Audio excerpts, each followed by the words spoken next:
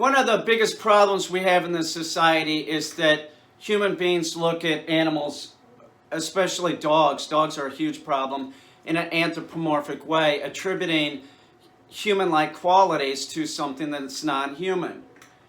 I hear it all the time as a dog trainer. My dog was jealous. My dog loves me. Your dog doesn't have any of these complex human emotions, okay? None. And one of the biggest problems that we have is that animals are dying because of this. This common misconception that your dog can experience love and has like human-like emotions, and it doesn't. I was just in a conversation with a friend of mine the other day about this. She sort of conceded saying, well, no, it's not exactly like a human, but they have similar like feelings. But it's not really true. They can like you a whole lot, okay? Dogs have the ability to bond. You know, dogs have oxytocin surges when you pet them, just like a human. And a human has oxytocin surges when they pet a dog. Human beings need that oxytocin for the mother to bond to the child, make it easier to breastfeed the kid. You know, this is just one of those things that are similar with like all mammals. But the problem is this: you end up with unrealistic expectations of dogs. There's other animals too that there's unrealistic expectations of. There's this misconception that whales and dolphins are psychic, you know. All this bullshit.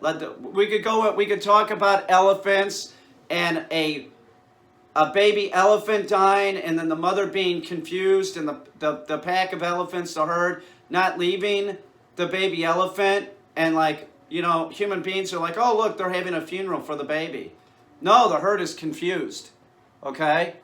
And when they move on, when the elephant starts to smell and they realize that they'll just move on and go about their life. They're not going to sit there and ponder their thought. They're not going to go back to that spot. You know, let's go say goodbye to Dumbo. It's ridiculous. And I just forwarded a post that I saw in a group. It's a typical post that I see all the time on social media. And that's that somebody has a kid and they have a dog. And they let the kid climb all over the dog. And they post pictures of this. The dog and the kid on the couch. Oh, you know, Fluffy loves little Johnny. The dog going half under the bed and the kid going half under the bed. Photos like that, you know, laying against the dog. And then now we're seeing this person posting pictures of the kid in the ER because they were stupid. They had this, oh, look, the dog loves our kid. The dog must love our kid. No, there is no love, first of all. And the dog can only do one thing if you're not going to step in and get the kid off the dog, and that's to correct the kid. And that's what the dog did. The dog treated the kid like it was another dog. And I'm not surprised because you allow the dog to go up on the couch, okay? You're screwing up the status of the dog, treating it as an equal. So of course it's going to treat your kid as an equal by biting its head, and that's what happened. We have a society of unrealistic people putting these unrealistic expectations on dogs. The dog doesn't experience love. There is none of that, okay? They can bond, definitely. They can like a whole lot. And that's this conversation I had with a friend of mine just the other day. She's like, well, they have something similar. Not really. Because love, you think. You think about the other person you're in love with. Dogs don't think, they just respond. That's a fact. They respond instinctually and with trained commands. That's why we train dogs, okay? When your dog is away from you, it's not thinking. It won't get depressed if it's with somebody. They don't get depressed. There's no dog psychology. That's a term used to talk about the psychology between dog and man. It's not an indication that your dog has these abilities like a human, negative abilities too, to get depressed. I've never met a depressed dog, okay? You're talking to somebody that's around dogs 24/7. I train dogs for a living. I've never met one that's depressed. I've met depressed owners, but never a depressed dog, and people project upon their dogs saying that they're depressed. You get them away from the owner, there's no depression. There's no psychological problems with dogs. Dogs do not commit suicide, okay? To put these unrealistic attitudes on, and ideas upon something that is not human is absurd. And you end up with 4 million dogs, okay, are put to death. And the same amount, we're talking, this is in the United States, 4 million people are bit every year. Half of that 4 million are children. So just as many adults get bit as children because unrealistic expectations. Oh, I love the kid, so my dog must love the kid. We're family. No, that's not the way that it works. That's not the way that it works. When you see these pictures on the internet of the kid climbing on the dog, know that the person doesn't know what they're talking about and the dog is in danger. You should not post anything, oh, that's cute, and perpetuate this myth that dogs don't bite kids all the time. They don't like to be climbed on, okay, first of all. Kids are at a lower level. They're looking at them, making eye contact with them, smiling, showing their teeth. This little human's walking towards them. Usually the dog tries to get away, but then after so many times that, the owner does nothing, and here comes the little kid again, the kid gets bit. That's how it is. I was bit as a child. I was bit when I was about 3 or 4. We had a Frankie, a dog named Frankie, a wiener dog, and my mother kept saying, leave Frankie alone. And I didn't listen. My mother was being a bad parent, not getting me out of the situation or getting Frankie outside. So that's usually how it happens. Or, the owner says to the kid, leave the dog alone. And then the owner gets distracted, the adult, and then the kid goes right back to what they were doing, which is pestering the dog, which is what I was doing. It's a wiener dog, so I was grabbing its tail. I got bit, and now I work with dogs. But the point is, to think that your dog has the ability to love is absurd. It is. It's totally absurd. Your dog would have to be able to ponder thought, and they don't. They do not ponder thought. They respond. They have a brain. They do. They have a brain, and it works. But their brain on a large dog is about the size of a lemon. They don't have the gray matter to be able to have all these emotions. That's not the way that it works. They'll eat their own kind. Okay? And not even think anything about it. A mother bird will kick a baby bird out of a nest. I'm not saying that human beings can't be crappy too to their young. They can. But this is much more common in the animal world. So to put this thing of like, oh, the mother bird loves the baby. Well, it loves the one baby. It didn't love the other baby. Get out of here. See what I'm saying?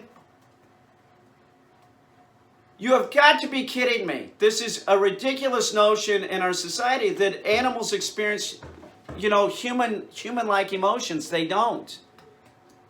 When we talk about dogs, we're not talking about Coco the gorilla and Coco's cat dying and Coco saying, I miss smoke. Okay? We're not talking about a gorilla. We're not talking about a chimp. And if you're going to make comparisons, that would be more appropriate than a dog. It would. It's ridiculous to think that the dog loves you. If you die, your dog will just move on, and, that's how it should be. I know that this upsets people. But I'm telling you, my dogs, I'm going to say love me. When I say they love me, I mean they like me a lot. They do. They like me a lot. Watch some of my videos. Even dogs that are not my dogs. Like, they like me a lot. Look at Jupiter, Finn. They love me, but they don't really love me. They just like me a lot. You can't have a kid and a dog. If you have a dog and then you have a kid, you better start changing the way that you deal with that dog. Okay? Because that dog is not going to love your kid, and it doesn't love you. Do you see the point that I'm trying to make? They respond. The kid's climbing on the dog bites the kid, and then the dog's put down because you have this unrealistic expectation. Your dog might be fine with your kid, but your kid's friend might get bit, and that happens a lot too, because the dog is not bonded to the kid's friend. It's looked as an interloper in the pack, and you treat the dog as if it's an equal. It's not an equal, and you should always be sending that message to the dog that, keep its status all four on the floor. Don't get on the furniture. If you have a kid, you better be training your dog. If you don't have a kid and you don't want to train your dog, then you're just a bad owner. Okay? If you have a kid and you don't train the dog, then you're a bad owner and a bad parent. You're putting the kid in harm's way, and it doesn't matter if it's a Chihuahua or a German Shepherd. It's very rare that I see usually it's like, I'm thinking of this one dog trainer that I know, and she's got a kid and a dog. She trains the dogs daily and makes sure that the kid is involved in the training. That's what you have to do. But just to say, well, we want a dog walking around the house. That's our dog. She loves us. She loves it here. You sound like a moron to me. Your dog does not love you, okay? Your dog can never experience those emotions that you experience. They can like you a lot, and that's it. And know that about your dog, is that they can read certain things about human beings. They can read when you're happy and when you're pissed off, and that's about it. Do you understand what the difference is? It's like if you're talking to a human being, you can sort of gauge them and read a wide variety of emotions that they have. You're communicating with them, you're talking to them, you're getting all this information in when it comes to a human being. And when you do that, you're also doing that on the same level. The human being is like you. You can relate. I'm telling you, you can't relate to the dog because you don't know, because you have such unrealistic expectations. You look at that dog with those big soulful brown eyes and you think, well, how could it not love me? Well, I'm telling you, it can't, okay? And if you have a kid, you better watch out. The internet is littered with pictures of people climbing on the dog, or the children climbing on the dog, and it's also littered with pictures of kids that get bit. And I'll tell you something, when you see that picture of the little baby, the toddler climbing on the pit, or the German, whatever it is, the dog, I'll tell you what, a lot of those dogs aren't in that house anymore, okay? So know that. A lot of those dogs end up getting put down. You see the pictures of how the dog loves the kid, but for the most part, people aren't going to post pictures of their kid that got their ass kicked by the dog for a reason, because they feel stupid. And I'm telling you, as a dog trainer and somebody that understands animals implicitly, I'm telling you, your dog cannot experience human emotions because it's non-human. It's very, very little about the dog or the bird or whatever animal you want to pick is like you, because our brain is so huge. It is. It's totally different. So wake up. You got a kid. You better start training your dog, and you better start separating the kid from the dog. And if the dog is out and you have a toddler or 5-year-old, whatever, you better monitor the situation. If you have the dog in the backyard with the kid and you leave for a second, you are a bad dog owner and a bad parent. I'm sorry. You better stay up on it. I get calls all the time. I'm telling you. I get calls all the time about people that are just this unrealistic. I'll tell you that one of the most common things that I see, this is a phenomenon that like is just crazy to me. It's a fact. Somebody gets a puppy, okay? A couple, a man and a woman get a puppy. Right about 1 year later, they're having a baby. I don't get it. It never goes well. The dog ends up either being put in the backyard or the dog is, sent off to a shelter or ends up getting put down. They have the dog from that point, from 7 weeks or whatever to when they have the baby. In that period of time, there's very little training going on, or there's improper training or no training at all. Then they have the baby, and they expect the dog to love the baby like they love the baby. Doesn't work like that. Statistics tell us that it doesn't work like that. And if you think that any of these human emotions,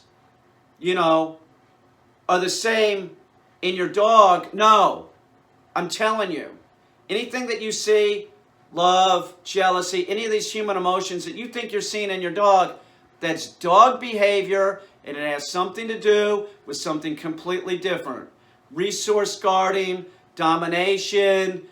There's a bunch of different things that it could be. It's not love and it's not jealousy. Okay? I'm sorry. Leave your comments below. I know that there's going to be people that are going to be very upset with me saying this, and they're going to say mean things about your dogs probably hate you. My dogs like me a lot, okay?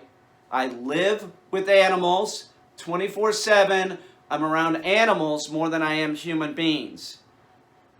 Animals like me a whole lot, okay? So think whatever you want, but my whole life centers around animals, so you should listen to what I'm saying and heed warning. Be very, very careful. Your dog is not human. It has teeth. It can crush your kid's skull. It can. Be very, very careful. Training is the lifetime of your dog. Get on it now if you want to keep the dog. Know that the dog should not be a playmate for your child.